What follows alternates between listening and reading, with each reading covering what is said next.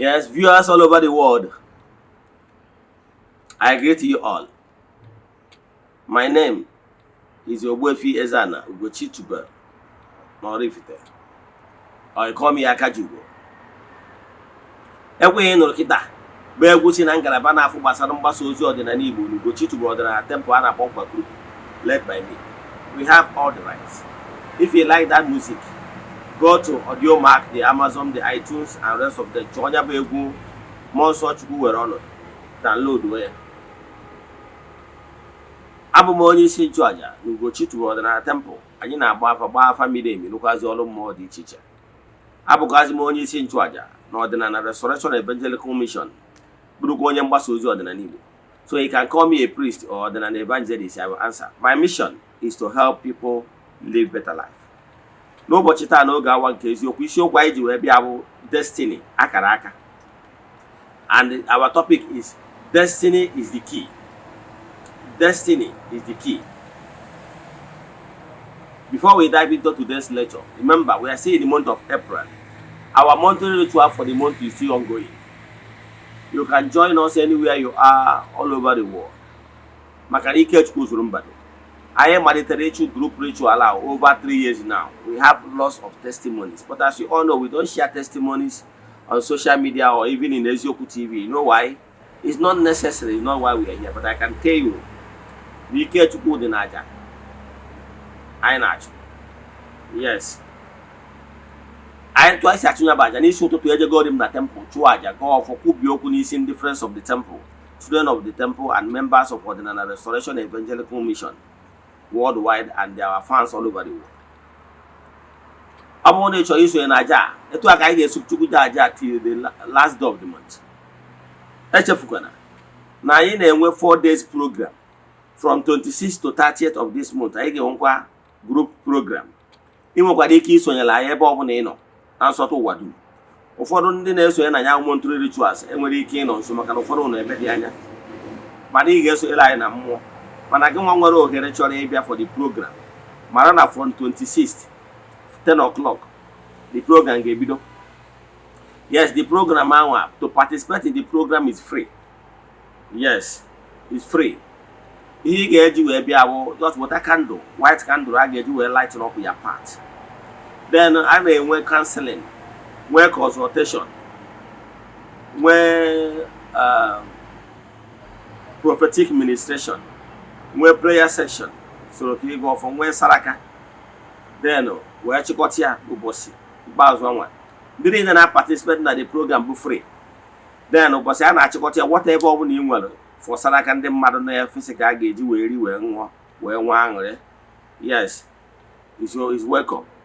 Mana ọ bụrụ na ị chọrọ isonyere ya bụ aja iji wee kwadie ihe ị ga-eme forward ya 3 prayer requests whether ma abịa ọ bụrụ na ya abịa forward ya 3 prayer requests anyị bụ ukwu oge bịawazi weta the physical petition anyị ga-abụ on that day.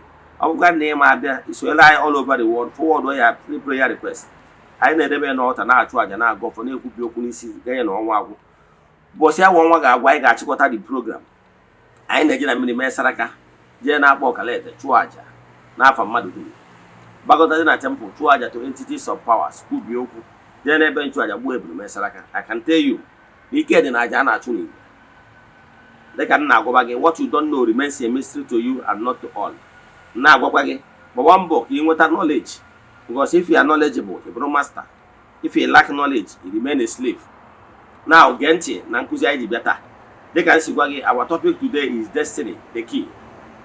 Now ihe na-achịkọwara gị bụ destiny. Gịnị bụ destiny? Akara aka mmadụ. Wee sị gị na akara aka onye na-edu ya. Yes, ndị Igbo gwakwa gị na aka aja aja na-ebute ọnụ mmanụ mana o wutere m na ụwa nọ n'ụwa taa na ihe emebiwo. Ọtụtụ ndị mmadụ adịghị agbazi mbọ ekwenyerozi na akara aka onye na-edu ya na ụba asịrachi a wee dazie na generation anọzi ndị mmadụ na-achụzi akụ na ụba kwụta ma omi. Ndị mmadụ na-achụzi akara aka na-achụzi ego na-eneghị anya n'azụ ọchacha gbute ọchaghị acha gbute n'ụdị dị etu a wee na-commit more dastardly act a ga-atarịrị afụfụ ya. Nke bụ eziokwu bụ na any action nwere equal reaction. Yes, that one ndị mmadụ don't follow shortcut because na ịchọrọ ịdị oturu odi na ịchọrọ ịdị nnekwu na amaka mbọ ego nri na ọgaranya si na chi na ọchị na-echukwu na-eme mmadụ eze. Na-agụkwana na-agwa gị na ị nwere ike achieve your destiny path is following the shortcut. Every shortcut nwere danger therein. Is only mgbe ị nọ na track lane gị ka ị ga-enwe ike inwe safe journey, ka ị ga-enwe ike inwe safe trip. Ọnya bụ work of road safety. Road safety bụ ịnọ n'ilo na-editenu ma na-afine ndị niile apply the Road Users Act, follow etu ha kwesịrị isi wee follow mee ihe ha kwesịrị ime. Etu a ka ọ dị na mmụọ ọ na ịhapụ destined path, you play the world laws according to laws of nature, you find yourself into problem, you put yourself into more mess. I can tell you soro akara aka gị na chi gị dere n'ụwa wee bịa n'ụwa itikwara aka na ihe ọjọọ in search of greener pasture or ka ọ dịrị gị mma. O nwere onye ọbụla tere ihe aka na ihe ọjọọ ga na free. I can tell you for a fact. Galatians 6:7 says, and I quote, God can never be mocked. Whatever you sow is what you reap. And when any shortcut. Yes. Na-agwa ndị mmadụ na onye ọbụla na-asị gị Chukwu okike pụrụ ime ihe na God of mercy and justice. Chineke Chukwu na-ekpe ikpe nkwụmọtọ jupụta na afọ ọma na obi ebere. Don't forget that Chukwu okike bụ God of justice. Yes. You cannot spare the cane and spoil the child. That na nwatakịrị emere ọfụma, you discipline the child does not mean the love there. Chineke love gị mana you must always do the right thing. Ihe m na-achịkọwara gị bụ na onye ọbụla na-agwa gị na mgbaghara mmehie ụjọ ọsụ ịkpacha anya ihe ịsa n'anya. Ndị be anyị na-akpọ mmadụ ihe ịsa n'anya bụ ịkpacha anya. Ịkpacha anya commit dastardly act, commit your murder, gbuo mmadụ. Esi na ọpasọ nwa asịrị gị na ịbịa na crusade asị gị raise your hand. Begin to confess your sin. After that, you share crocodile tears. I say thank you, Jesus. Thank you, my Lord. Who does that? You are just fooling yourself. Forgiveness of sin is not just a 2-hour chair. Igbo spirituality. I'm talking about core Igbo spirituality. Because core Igbo spirituality believe in whatever you sow, so shall you reap. We believe in karma. We believe in nemesis. We believe that whatever you do, we all money to put and do a year to the a wall on a wall or hit your wall, it must flow back to you, the originator. No shortcut. That one no. I want you other animal sons, so you want to hear one abominable act. Fast from it. mana kere ihe ụfọdụ religion bịara ime abụrụ uru ka mkpọwa afa. Ọtụtụ religion ga na-agwa gị na Chineke jupụtara na afọ ọma na obi ebere. Just confess ya sin have been forgiven. Some tata weekend abi o nwere ụfọdụ ndị religion ga-eje ofu onye kpọrọ onwe ya priest anọdụ behind ekubeko nọdụ ebe a na-asị na ya na-agbaghara ndị mmadụ mmehie. Who does that? That thing unu na-eme so na ihe mere ọtụtụ ndị mmadụ ji wee dị well n'ime mmehie jụ na ha ama echegharị. As we speak today, enwere ndị ga-eje confession today just ka ọ nata oriri tomorrow bụ Sunday, then Monday even the same Sunday evening ọ banyekwa n'ihe ọjọọ nke ọ na-eme. Who is the fooling who? You are deceiving people, and all those things kpata ndị mmadụ ji wee hapụ genuine ọdịnala because ndị mmadụ other religion bịa wee ọfa ndị mmadụ gị hapụ ije n'aja ana, gị hapụ ije taa afụfụ repercussion ihe ime, gị bịa na Jizọs ga-agbaghara gị. O wee mee mpụ na ụtọ na o wee ju everywhere. Yes, o mee mpụ na ụtọ na o wee ju everywhere now. Ndị mmadụ believe na ya bụ just gbaghara gị just like that. Ịkpachara anya na story one boy na ya wee kwu ụbọchị a. Somebody, a widow, di ya nwụrụ. I need the man. The lady ebidogo date ma. That is ebidogo iwe enyi nwoke. So I can imagine. For me, I believe that even before di ya nwụrụ no na ayibu that man. How can you justify nwaanyị di ya nwụrụ mana akabara oge agha ajikwa di ya ọ na-eme abortion after 2 months di ya ji wee nwụ o take in because of ihe ụwa na-ekwu ya na enyi nwoke je eme abortion. After another couple of months again another abortion just like that. Before anaka ozu as we speak now akago akwamozu di ya mana ọ dị ime 1 month now the boy was like asking kedu ihe ya ga-eme ka atụ ya alụ ọ ka emekwa another abortion, making it 3 times. Ka emekwa another abortion because of ihe ndị mmadụ ga-ekwu maka na ọ ga-abụ alụ na di nwoke mmadụ ka nọ n'elu maka na enyi ozu enyi ọnụ eniboro di gị efelu nku fepụ. Now ihe chọrọ ka m gwa gị bụ gị jee ma abortion abi I don't have any word to tell you. Ịghọtara ya? So ndị mmadụ jupụtara na ime mpụ na ọtọ nọ mgbe gburugburu emekwa na mgbe a chụ mmadụ mgbe na 80s ụfọdụ ndị a na-eru uju mmadụ oge 1 year from 1 year mee 6 months from 6 months or even 3 months. But I can tell you na some people ama echewukwa that 3 months ahụ ụfọdụ reduce their own.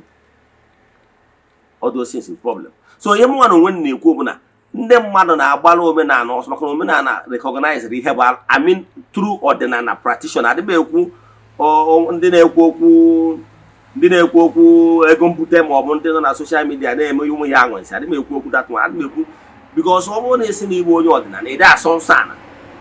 Ịghọtara ya? Ide asọ nsọ ana pụta ebe ahụ ịbụrụ onye ọdịnala ya just deceiving yourself. Yes, ịbụrụ onye ọdịnala be proud with full chest na ịbụ onye ọdịnala. Yes, mana ọ bụrụ na ịbụrụ onye ọdịnala si na ịbụ onye ọdịnala sọba nsọ. Ịbụrụ onye ọdịnala si na ịbụ onye ọdịnala mana ị na-edina nwunye mmadụ then ị na-edebe side chicks. Kedu ihe ị na-edebe side chick? Ị na-edebe ihe ịma na ịbụrụ onye ọdịnala. Ezigbo onye ọdịnala instead with full chest go and marry the person ya bụrụ second or third wife. Ndị ichie na mmụọ dịbe nna ga-amara na ị na-anụ onye a second wife, not ị na-aya na pretending na public esi na ị na-anụ ofu mana ị nwere side chick outside. You are deceiving yourself.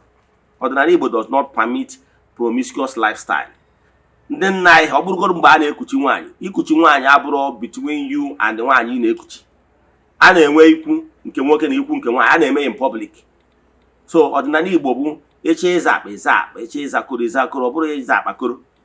Mana ọtụtụ religion bịa na-akụzizi na Chineke jupụtara n'obi ebere, chefuzie na Chineke a jupụtara n'obi ebere jupụtakwara na justice n'ikpe nkwụmọtọ. So onye ka crime ji wee dị maka na igbu mmadụ enwere ihe ọ bụzi. Na the other video nri ya atịrịchọ nwata a man of 29 years ejego gbuo mmadụ ụmụazị ịtọ. Ụmụazị nne na nna ha dịrị ozi oru ebe ọtụwo nwatakịrị anaghị broda sorry ọjụ ogbuo the girl maka ransom. Ihe nna-achị kụwa bụ igbu mmadụ enwerozi ihe ọ bụ na generation maka ihe gịnị na-akụziri ha na mgbaghara mmehie bụ just thank you Jesus, shed crocodile tears, thank you my Lord, ya sị na we forgiving you. Abịa na crusade pastor sịrị Eze-Ana aka if you are giving right to ya Jesus star na mmehie niile abụrụgo the thing of the past. You say my father, my Jesus, I submit today, I am a new person. In Jesus mighty name na agba. Who does that? You are deceiving yourself. Even onye ọdịnala Igbo gwa gị na ịchọ ije n'ihu aja na ije ebe anwa that need go to total submission na ime ya ọzọ ibute na ọja gị na imi na ọnụ gị. I don't believe in pretense. Yes, I don't believe in pretense. Me, I'm an ordinary and I'm a polygamist. I believe with full chest. So why pretending? You pretend, yeah, no into celebrate life, but in our own way. So yet religious leaders and leaders in any walks of life. Now, our youth na ị ga-afụ ụmụazị kịta igbu mmadụ enwere ihe ọbụzi no moral value ije gbuo n'ụlọ ka na-preach mother. Ụfọdụ ndị ọdịnala gwasị efe na-abata n'ọdịnala na-preach material things. Yes, ị gaa na Facebook ya afụ ụfọdụ will be showing cars, showing so many things in order to work for what? Those things are not sure necessary or not necessary. Ije gbuo n'ụlọ ka kịta ụfọdụ na-eme arrange ka ewe na-eme miracle in order to get the same innocent people. So what am I saying? Ihe m na-ekwu bụ ka anyị chigata n'azụ wepụ na aka na ihe ọjọọ wepụ aka na njọ because akara aka mmadụ ada eficha o nwere ndị akara aka ha ụwa ọma na ụwa mgbede ihe ọsọ gụ mee ụwa mgbede. So gbaa mbọ ị kwesịrị ịgba dịka mmadụ hapụziere igozi na ihe ndị ọzọ n'aka Chukwu. Ka m kwụsị ebe a. Ọ bụgoro na ekwuchi okwu a ụfọdụ ndị mmadụ ga-afụ anyị na difficult isi ya because we are not showing off or showing all those things maka na eziokwu na-agba na ntị. Mana nke m gbasara m weda m ishiarịa ma ọ na ishiarịa the most important thing bụ na eziokwu asị m kwere m ekwu gị and then nwere mkpụrụ obi eji chọ ka ekwu okwu adata.